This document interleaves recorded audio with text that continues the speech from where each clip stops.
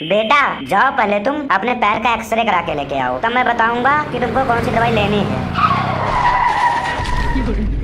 तुम लोग नहीं सुधरोगे, हाथ पैर तोड़वा के बैठे हो लेकिन फिर भी अपनी हरकतों से बाज नहीं आते हो। तुम लोग सुधरने वाले नहीं हो। अरे नहीं बाबा, ऐसी बात नहीं है, इतना तो चलता रहता है। और बताओ बाबा, क्या हाल है, कैसे हो? मेरी छोड़, तू बता तेरा क्या हाल है? बस वैसे ही है। क्या वैसे ही है? मतलब 5 दिन हो गए हैं, कुछ आराम नहीं हुआ क्या? आराम तो लग रहा है, लेकिन आपने बोला था ना कि 5 दिन के बाद आना, तब तेरा प्लास्टर खुलेगा, इसीलिए आया हूँ अपना प्लास्टर खुलवाने। इतना जल्दी क्यों है? आखिर खुलवाना क्यों चाहता है? दोबारा से चोट लगवाना चाहता है अपने पैर पर क्या?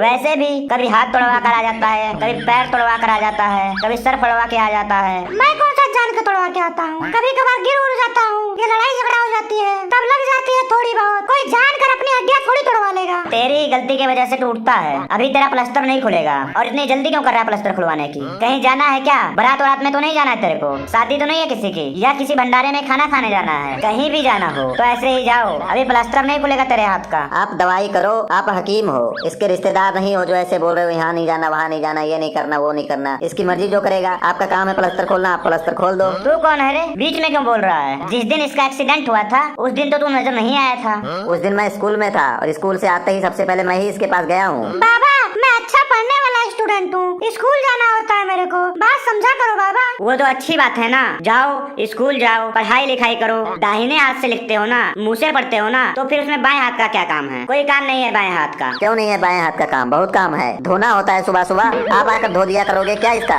मैं क्यों धो दूँ? इसके दोस्त किस दिन के लिए काम आएंगे? इसी दिन के लिए इसके दोस्त होते हैं। जो इसके पक्के दोस्त होंगे वो धोएंगे। अब इसका पिछवाड़ा धोकर मैं अपनी पक्की दोस्ती साबित करूँ, ये क्या मतलब हुआ? देखो बेटा, चोट लगने की वजह से तुम्हारी हड्डी हिल चुकी थी। मैं किसी तरह उसको अपनी जगह पर लाया हूँ और उसको अपनी जगह पर लाने के बाद पट्टी से बांधकर प्लास्टर बांध दिया हूँ। और अगर मैंने प्लास्टर खोल दिया तो हड्डी फ्रैक्चर होने का खतरा है, इन्फेक्शन भी हो सकता है उसके अंदर।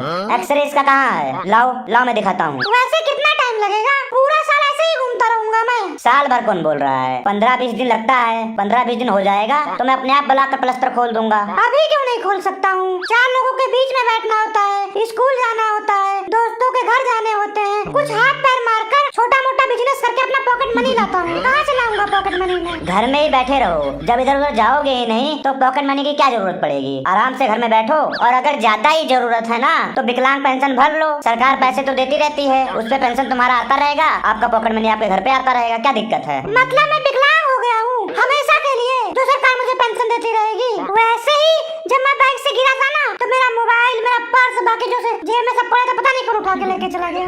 अब तो मेरा टाइम पास भी नहीं हो रहा है, रील किसमें देखूं मैं? वैसे ये बहुत गलत बात है लोगों का। एक बेचारा रोड पर गिर गया है, उसका कोई मोबाइल उठा के लेके चला जाता है, कोई पर्स लेके चला जाता है, कोई घड़ी खोल ले जाता है, ये गलत बात है। इस बेचारे का कोई मोबाइल उठा ले गया, कोई पर्स उठा ले गया, लेकिन किसी ने इसको नहीं उठाया। ये बेचारा खुद से उठ के मेरे पास आया है। नहीं बाबा, सब लोग ऐसे नहीं होते हैं, कुछ लोग बहुत ही ईमानदार होते हैं। वो घर आकर सामान दे के जाते हैं कि भाई साहब आपका सामान मिला है, आप देख लीजिए आपका है। मैं भी लोगों के साथ बहुत नेकी करता हूँ, दूसरों का बहुत भला करता हूँ। बहुत अच्छी बात है, पुण्य करते रहो। टाइम का कोई पता नहीं है, इस महीने हो, अगले महीने रहो ना रहो, क्या पता। क्यों नहीं रहूंगा अगले महीने? बस 1-2 हड्डी मेरी टूटी है, शरीर में तो 206 हड्डियाँ होती हैं, 2-4 हड्डियों के टूटने से कुछ नहीं होता है। आदमी का कोई पता नहीं है। मेरे हिसाब से जितना हो सके उतना नेकी करो, जहाँ मौका मिले वहाँ नेकी करो, सबका अच्छा भला सोचो, किसी का बुरा कभी मत सोचो, पुण्य काम करो।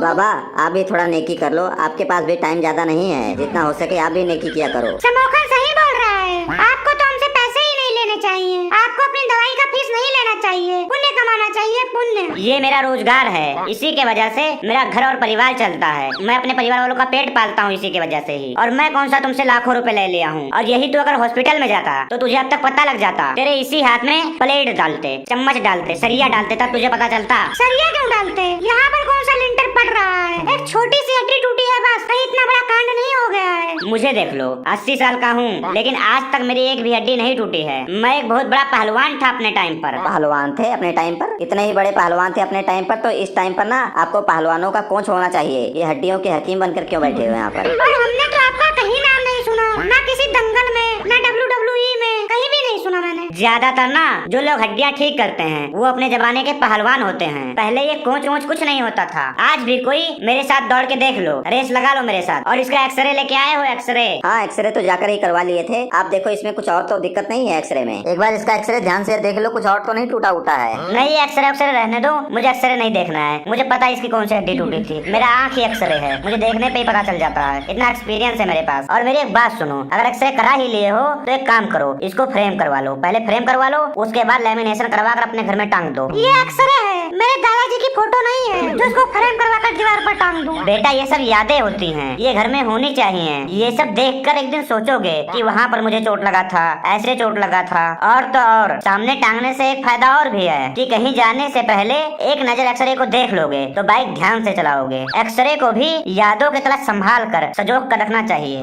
बाबा, यादें तो वो होती है ना, अगर गोल्ड मेडल मिला हो या कोई प्राइज मिला हो या कोई अवार्ड मिला हो, उसको फ्रेम करा के रखते हैं कि वो याद रहे। एक्सरे कौन सा याद करने वाली चीज है? सुख के पल सब याद करना चाहते हैं, दुख के पल कौन याद करना चाहता है? दुख के इस पल को याद करोगे तो दोबारा इस तरह का दुख नहीं आएगा। तुम लोग तो इसको एक अवार्ड ही मानो, ये तुम्हारे लिए अवार्ड ही है। 200 की स्पीड से बाइक चलाते हो, आगे का चक्का उठाते हो, स्टंट दिखाते हो, तब जाकर ये अवार्ड मिला है तुम्हें। सबको नसीब नहीं होता ये। कहीं जाने से पहले दीवार पर इसको देखोगे तो तुम्हें एहसास होगा कि गाड़ी को मैं तेज नहीं चलाऊंगा, सावधानी से चलाऊंगा, रेस नहीं करूंगा, स्टंट नहीं करूंगा। इसीलिए घर में टांगना जरूरी है। बाबा ये सब छोड़ो, कोई दवाई ववाई दो, तेल दो बढ़िया सा मालिश करने वाला। जब मैं बाइक से गिरा था तब से मेरा कमर सही नहीं हो रहा है, और आपने जो पहले तेल दिया था उससे मालिश भी किया हूँ। कमर में दर्द है? एक काम करो, अभी सही हो जाएगा। पहले उठकर खड़े हो जाओ।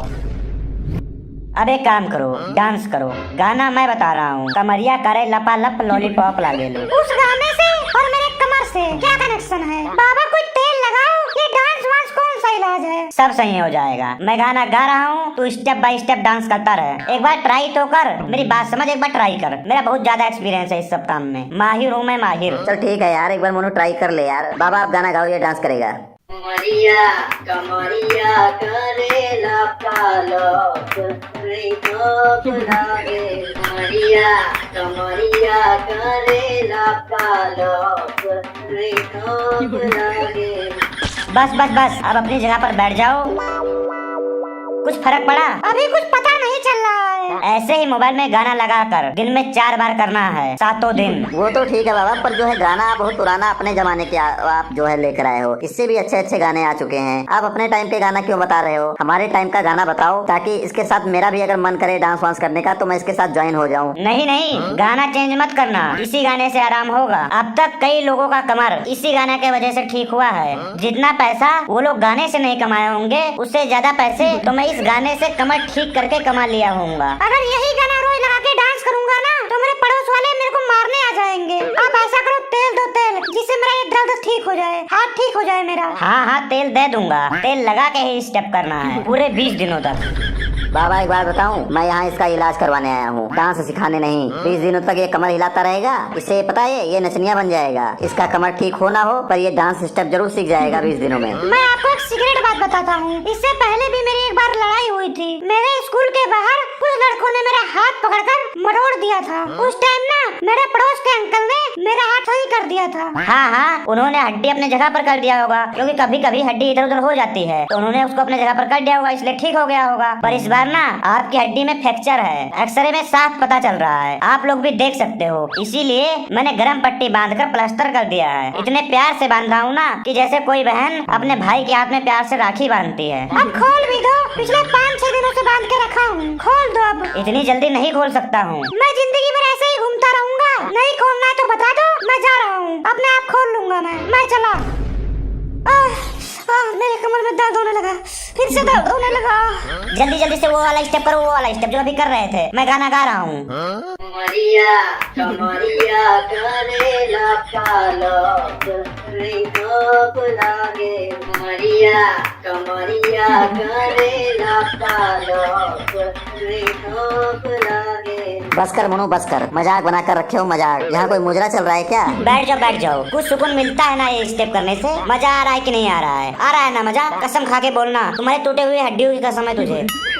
थोड़ा बहुत तो मजा आ रहा है बाबा, झूठ क्यों बोलूं। तू यहाँ मजा लेने आया है या अपना इलाज करवाने? तेरे कमर में भी हड्डी टूटी होगी, चल एक कमर का भी एक्सरे करवा लेते हैं। नहीं नहीं, कमर का हड्डी नहीं टूटा है, उसका अंदर का टिश्यू फट गया है। मैं तो कभी टिश्यू यूज ही नहीं करता हूँ, अपना हाथ मुंह सब कुछ कपड़े में ही पोंछ लेता हूँ, फिर टिश्यू कैसे फट सकता है? वो तुम्हारा शकल देख के पता चल रहा है कि टिश्यू तुम लोगों ने अपनी पूरी जिंदगी में कभी यूज नहीं किया होगा। पर मैं उस टिश्यू की बात नहीं कर रहा हूँ, मैं उस टिश्यू की बात कर रहा हूँ जो भगवान ने हमारे शरीर में बनाया है। आप लोगों ने कभी ना कभी सुना होगा, लोग बोलते हैं कि मांस फट गया, अंदर का मांस फट गया है, तो उसी को इंग्लिश में बोलते हैं टिश्यू फट गया है। टिश्यू इंग्लिश समझ में आती है तुम लोगों को? या okay now I know tissue very important of many life and people life of tissue. The problem of the coming for the racing and I like to say that of evidently of plastic row and thank you. ये सब बकवास यहाँ पर मत करो, नहीं तो अपने भी हड्डियाँ तोड़वा के यहाँ से जाओगे। और ये एक्सरे, लेमिनेशन और फ्रेम करवा कर तू इसको अपने घर में दीवार पर टांग देना। मैं कौन सा फर्स्ट आया हूँ जो इसको लेमिनेशन फ्रेम करके अपने कमरे में लगा दूँ? बकवास फालतू का कर रहे हो बस। फर्स्ट की तो तू बात ही मत कर। और ये जो तेरा मुंह है ना, गरीब के चप्पल की तरह फटा हुआ है, जगह जगह पर टांके लगे हुए हैं। और मजा आएगा तो स्टंट करना बाइक से। बाबा आप समझ नहीं रहे हो, ये प्लास्टर बांधने से ना मेरे हाथ में बहुत खुजली हो रही है, अंदर से बहुत खुजली हो रही है। ठीक हो रहा है, जब कोई चीज ठीक होती है ना तो अंदर से धीरे धीरे खुजली होने लगती है। और ये जो तुम्हारे चेहरे पर दाग धब्बे लगे हैं, हेलमेट क्यों नहीं पहनते हो पहले ये बताओ तुम लोग। अब यहाँ पर ज्यादा टाइम मत बर्बाद करो, ये एक्सरे ले जाओ और इसका बड़े बड़े प्रिंट कराओ। एक अपने रूम में लगा लेना, एक ड्राइंग रूम में लगा लेना, और एक दरवाजे पर और एक बाथरूम में। जगह हो तो किचन में भी लगा लेना साइड में। एक्सरे है, किसी हीरोइन की फोटो थोड़ी ना है कि बाथरूम में लगा लूंगा। और ड्राइंग रूम में क्यों लगा लूंगा? कहीं ये कोई फैमिली फोटो थोड़ी ना है। आप तेल दो जो आपका काम है, तेल दो बस, फालतू बकवास मत करो ना ज्ञान दो। मैं तुझे मिट्टी का तेल दे दूंगा, अपने ऊपर डालकर आग लगा लेना, सब दिक्कत खत्म हो जाएगी, सब दर्द चला जाएगा तेरा। तेरी भी सारी परेशानी दूर हो जाएगी और तेरे घर वाले की, तेरे मोहल्ले वालों को सबका परेशानी दूर हो जाएगा। बोनो तू छोड़ तेल वोल, चल मैं तुझे तेल दिलवाता हूँ, एक अंकल को मैं जानता हूँ, चल। ठीक है यार, चलते हैं। आप अपना तेल अपने पास रखो।